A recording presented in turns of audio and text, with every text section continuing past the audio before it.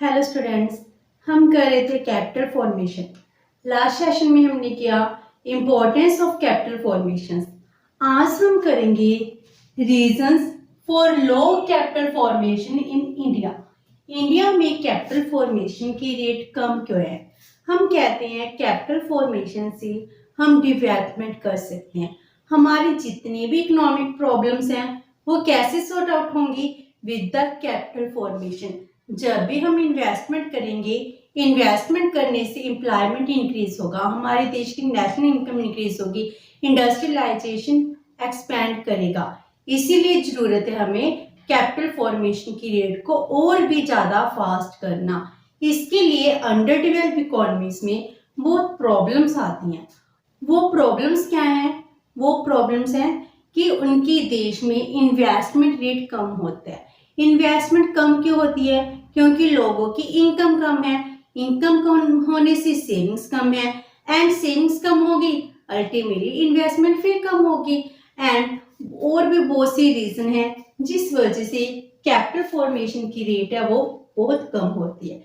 India is also a developing country. हम develop कर रहे हैं, इसीलिए हमारे देश में कैपिटल फॉर्मेशन की रेट बहुत ज्यादा फास्ट होनी चाहिए, हाई होनी चाहिए। लेकिन आज भी हमारे देश में कैपिटल फॉर्मेशन की रेट बहुत कम है। आज के टाइम तो जी कैपिटल फॉर्मेशन की रेट, ग्रोस कैपिटल फॉर्मेशन की रेट 30% तक पहुंच चुकी है। इसीलिए हमें जरूरत है इसको और ज्यादा इंक्रीज करने की। So reasons for low capital formation in India. First है लो पर कैपिटा इनकम। हमारे देश में पर कैपिटा इनकम की रेट बहुत कम है। 2017 में इंडिया में पर कैपिटा इनकम क्या है? $1980। जबकि और भी डेवलपिंग कंट्रीज हैं, हमारी नेबरिंग कंट्री है चाइना, वहां पर नॉमिनल टर्म्स में पर कैपिटा इनकम कितनी है? 8000 से भी ज्यादा। कतार जैसी कंट्रीज में 66,000 से भी ज्यादा पर कैपिटा इनकम है, और हमारी पर कैपिटा इनकम $2000 भी नहीं हुई। इसीलिए अगर किसी देश के लोगों की पर कैपिटा, पर पर्सन इनकम कम है तो सेविंग्स भी कम होंगी एंड इन्वेस्टमेंट भी कम होगी, जिसका अल्टीमेट इफेक्ट क्या पड़ेगा? कैपिटल फॉर्मेशन की रेट भी कम होगी। एंड सेकंड कॉज क्या है? Demographic reason. डेमोग्राफिक रीजंस को क्या कहते हैं? हम इसको कहते हैं हमारे देश की पॉपुलेशन, इसका स्ट्रक्चर क्या है, ग्रोथ रेट ऑफ पॉपुलेशन क्या है। हमारे देश में ग्रोथ रेट ऑफ पॉपुलेशन कितनी चल रही है? इन 2019 1.1%, जबकि यूएसए में कितनी है? 0.5% एंड चाइना 0.4%। हमारी पॉपुलेशन की ग्रोथ रेट चाइना से कितनी ज्यादा है? हम कहते हैं 1940s तक हम चाइना को सरपास कर पाएंगे, जब हम पॉपुलेशन में क्या कर देंगे? चाइना को भी क्रॉस कर जाएंगे। हमारे देश में पॉपुलेशन ज्यादा इंक्रीज कर रही है। अगर पॉपुलेशन की ग्रोथ होगी, इसका अल्टीमेट इफेक्ट क्या पड़ेगा? पर कैपिटा इनकम रिड्यूस होती जाएगी। Third one is demonstration effect. Demonstration effect का मीनिंग क्या है? हम दिखावे के गुड्स पर ज्यादा एक्सपेंडिचर करते हैं। हम देखते हैं हमारे नेबर ने एक नई कार ले ली तो हम भी नई कार ले आए, उसने जी कर लिया हम भी वही करें। किसी ने इंपोर्टेड गुड्स पहनी है, हम भी अपनी इंपोर्टेड गुड्स ही लेकर आएंगे। ये क्या हो गया? Demonstration effect. हमारे देश में डेमोस्ट्रेशन इफेक्ट ज्यादा होने की वजह से हम बहुत ज्यादा खर्चा करते हैं on luxury imported goods. Luxury goods जो वेस्ट जाती है, जिसका कोई यूजेस नहीं है, प्रोडक्शन के काम नहीं आती, कैपिटल गुड्स की तरह तो है नहीं है। अगर हमारे पास कार है, उसके बदले हम इंपोर्टेड कार ले आए, उसका फंक्शन तो सेम ही है और हमारा एक्सपेंडिचर बहुत हो जाता है। जिन लोगों के पास पैसा है वो इंपोर्टेड गुड पर ज्यादा एक्सपेंडिचर करते हैं। इंपोर्टेड गुड कौन सी? जो लग्जरी गुड्स हैं। इसीलिए हमारी जो मनी है वह बाहर चली जाती है और वो इंपोर्टेड गुड्स पर, लग्जरी इंपोर्टेड गुड्स पर खर्च हो जाती है। And next one is less investment. अगर हमारे देश के लोगों की इनकम कम होगी तो इन्वेस्टमेंट भी कम होगी। मेरी इनकम है, पहला मेरा प्राइम ऑब्जेक्ट क्या होगा? सेविंग करना? नहीं, मेरा प्राइम ऑब्जेक्ट क्या है? अपने एक्सपेंडिचर को मीट करना, मेरे अपने घर की बेसिक नीड्स हैं उसको फुलफिल करना। आफ्टर दैट मैं क्या करूंगी? सेविंग्स करूंगी। अगर मेरी लिमिटेड इनकम है तो मेरी सेविंग्स क्या होंगी? कम होंगी। अगर सेविंग्स कम होंगी तो इन्वेस्टमेंट भी कम होगी। Next is increasing taxes. हमारे देश में टैक्स रेट बहुत ज्यादा इंक्रीज है। हमारे देश में डायरेक्ट एंड इनडायरेक्ट टैक्सेस बहुत ज्यादा लगाए जाते हैं। एंड जो टैक्स रेट है वो प्रोग्रेसिव टैक्स है। प्रोग्रेसिव टैक्स में जैसे जैसे इनकम इंक्रीज करती जाएगी टैक्सेस भी इंक्रीज करते जाएंगे। अगर मान लो किसी पर्सन की इनकम 15 लाख है तो उसको 30% टैक्स देना पड़ेगा। अगर किसी पर्सन की इनकम 50 लाख हो जाए तो 10% सरचार्ज हो जाएगा। अगर 1 करोड़ हो जाए तो 15% सरचार्ज हो जाएगा। इट मीन्स क्या है? टैक्स रेट बहुत ज्यादा इंक्रीज है। ये तो डायरेक्ट इनकम की होगी। इनडायरेक्ट टैक्सेस जैसे जीएसटी हो गया, हम कोई भी गुड परचेज कर रहे हैं उस पर टैक्स रेट बहुत ज्यादा होता है। अगर टैक्स रेट ज्यादा होगा तो वो प्राइस में इंक्लूड होगा। अगर प्रोडक्ट के प्राइसेस में इंक्लूड होगा तो प्राइसेस इंक्रीज कर जाएंगे। तो देश के लोगों की इनकम है वो किस में खर्च हो जाएगी? टैक्सेस में खर्च हो जाएगी। तो उनकी सेविंग ऑटोमेटिकली रिड्यूस हो जाएंगी। Next is lack of financial institutions. हमारे देश में फाइनेंशियल इंस्टीट्यूशंस तो हैं लेकिन फिर भी बहुत कमी है। जो सेविंग्स हैं वो प्रॉपर एडुकेटली मोबिलाइज नहीं होती।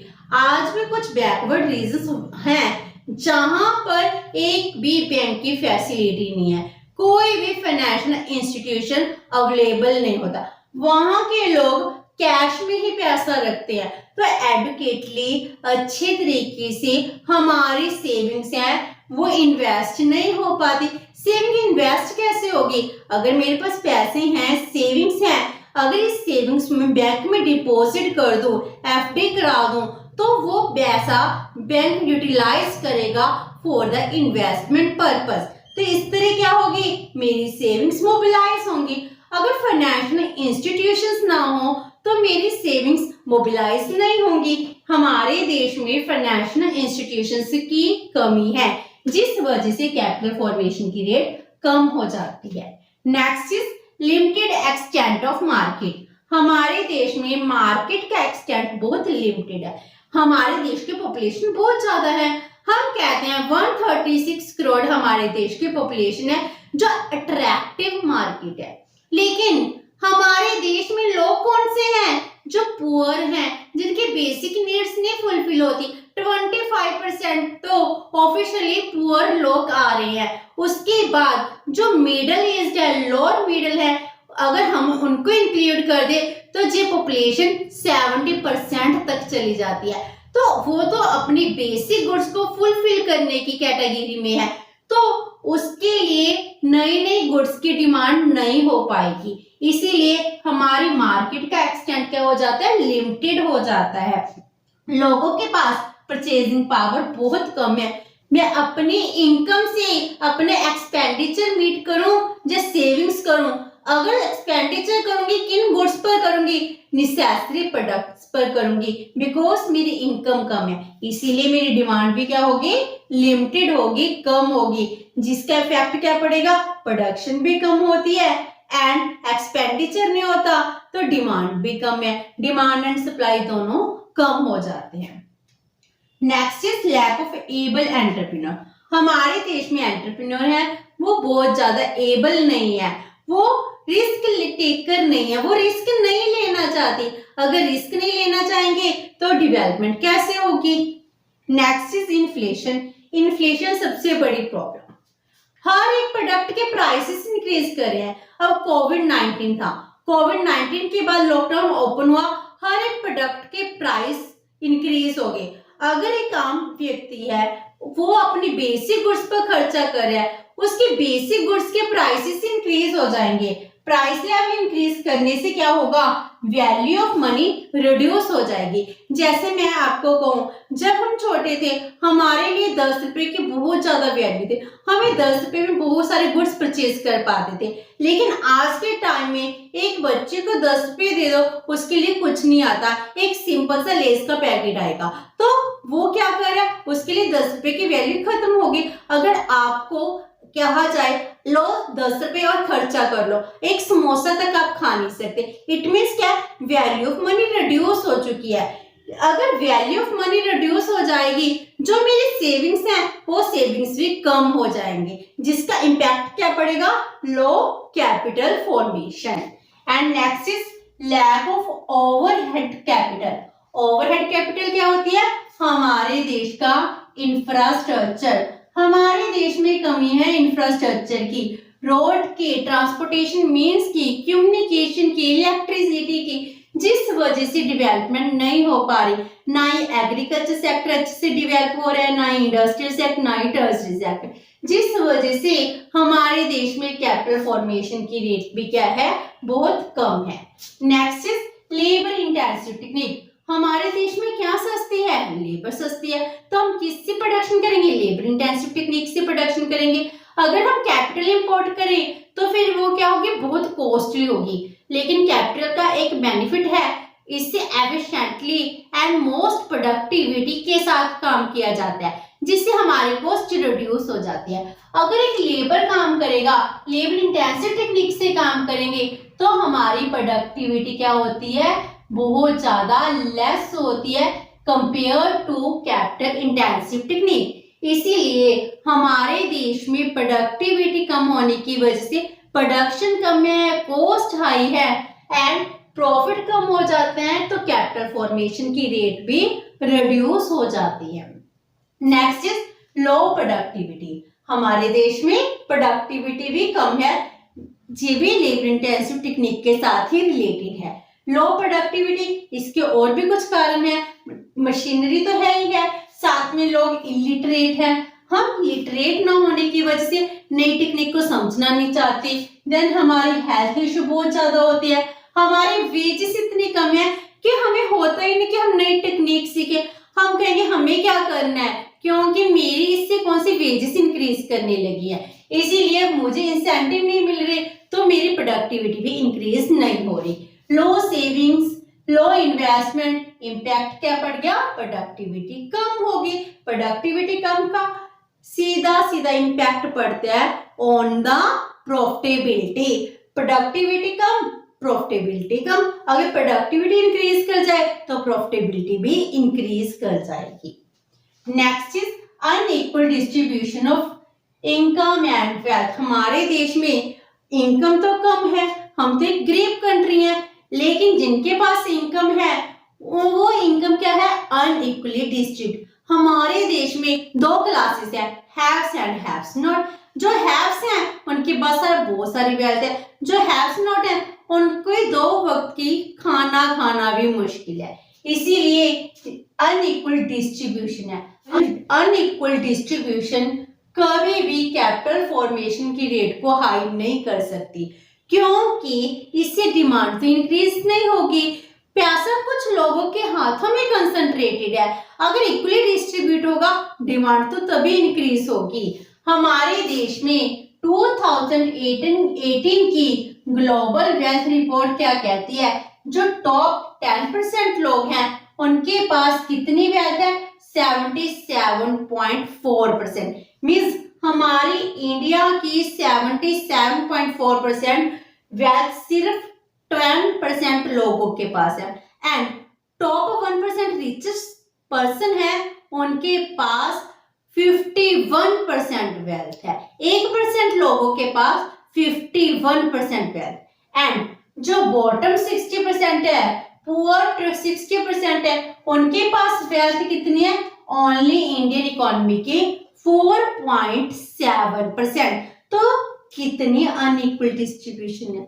अगर डिस्ट्रीब्यूशन इक्वल नहीं होगी तो डिमांड भी कम होगी, जिसका इम्पैक्ट पड़ता है कैपिटल फॉर्मेशन पर। Next is economic and technological backwardness. हमारे देश में हम इकोनॉमिकली एंड टेक्नोलॉजिकली बैकवर्ड है, हम मशीनरी यूज करना नहीं चाहते, इसीलिए हमारी प्रॉफिटेबिलिटी कम होती है। Next is high rate of interest. देश में अगर इन्वेस्टमेंट करनी है, इन्वेस्टमेंट करने के लिए अगर मुझे लोन लेना है, लोन का रेट ऑफ इंटरेस्ट क्या होना चाहिए, कम होना चाहिए, तभी जाकर मैं इन्वेस्टमेंट करूंगी। लेकिन हमारे देश में इन्वेस्टमेंट रेट बहुत ज्यादा हाई है, 11, 12, 13% है, जिस वजह से इन्वेस्टर ज्यादा इन्वेस्ट करना प्रेफर नहीं करता है। हाई रेट ऑफ इंटरेस्ट की वजह से क्या होती है, प्रॉफिट कम हो जाते हैं और प्रोड्यूसर प्रोडक्शन करने के लिए इन्वेस्टमेंट करना प्रेफर नहीं करता। एंड सेकंड प्रॉब्लम क्या है, हमारे देश में अनऑर्गेनाइज सेक्टर ज्यादा प्रिवेल करता है। मीन्स हमारे देश में आपने देखा होगा लैंडलॉर्ड्स हैं, लैंडलॉर्ड्स क्या करते हैं, मनी लैंडिंग का काम करते हैं। आज भी हैं कुछ लैंडलॉर्ड्स जो क्या करते हैं, अपने विलेज में पैसा उधार देते हैं, तो वो क्या करते हैं, एक तरह से अनऑर्गेनाइज सेक्टर हो गया। एंड वो क्या कर रहे हैं, high rate of interest charge करते हैं, जिस वजह से कैपिटल फॉर्मेशन की रेट फिर कम हो जाती है, क्योंकि इन लोगों की इनकम कम हो जाती है। Next is unproductive expenditure pattern.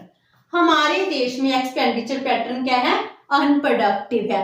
हम सोशल इवेंट्स पर, रिलीजियस इवेंट्स पर बहुत खर्चा करते हैं, जिसका कोई बेनिफिट नहीं मिलता, इससे कोई कैपिटल फॉर्मेशन नहीं होती, कोई कैपिटल एसेट इंक्रीज नहीं होती। तो रिलीजियस सोशल फंक्शंस क्या कर रहे हैं, अनप्रोडक्टिव एक्सपेंडिचर पैटर्न होते हैं। अगर हम इसको प्रोडक्टिव गुड्स पर खर्च करेंगे तो देश में कैपिटल गुड्स इंक्रीज होंगी, जिस वजह से डिमांड भी इंक्रीज होगी। Next is availability of cheap labour. हमारे देश में लेबर क्या है, बहुत सस्ती है। अगर लेबर सस्ती होगी तो मैं मशीनरी क्यों यूज करूंगी। मेरे देश में मुझे सस्ती लेबर मिल रही है जो मशीनरी से भी सस्ती पड़ रही है, तो मैं मशीनरी यूज ही नहीं करूंगी, जिस वजह से हमारे देश में मशीन का, कैपिटल का कम उपयोग हो रहा है। अगर उपयोग कम होगा तो प्रॉफिटेबिलिटी भी कम होगी। And last one is unfavourable laws. हमारे देश में स्टेट है, पॉलिटिक्स है, वो क्या है, अनफेवरेबल लॉ बना रही है। कैसे, हमारे देश में जरूरत है स्टेबल पॉलिटिक्स की, पॉलिटिशियंस स्टेबल होने चाहिए। अगर सरकार बदलती है, सरकार के बदलने से क्या होता है, नीतियां बदल जाती हैं। हर एक सरकार अपने नए रूल्स रेगुलेशन लाती है, इसीलिए अनस्टेबल पॉलिटिकल लीडर्स क्या करते हैं, देश में इन्वेस्टमेंट को कम कर देते हैं, कैपिटल फॉर्मेशन रेट कम हो जाती है।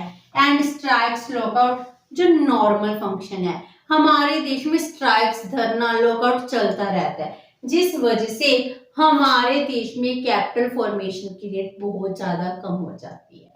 तो ये थे कुछ पॉइंट्स जिस वजह से देश में कैपिटल फॉर्मेशन की रेट बहुत कम होती है। नेक्स्ट सेशन में हम करेंगे मेजर्स जिस वजह से हम कैपिटल फॉर्मेशन की रेट को इंक्रीज कर सकें। होप सो कि आपको reasons for low capital formation के समझ आगे बन गई। अगर आपकी कोई क्वेरी है तो please post it in the comment box, and video अच्छी लगी तो please like and share with your friends. Thank you so much and have a nice day.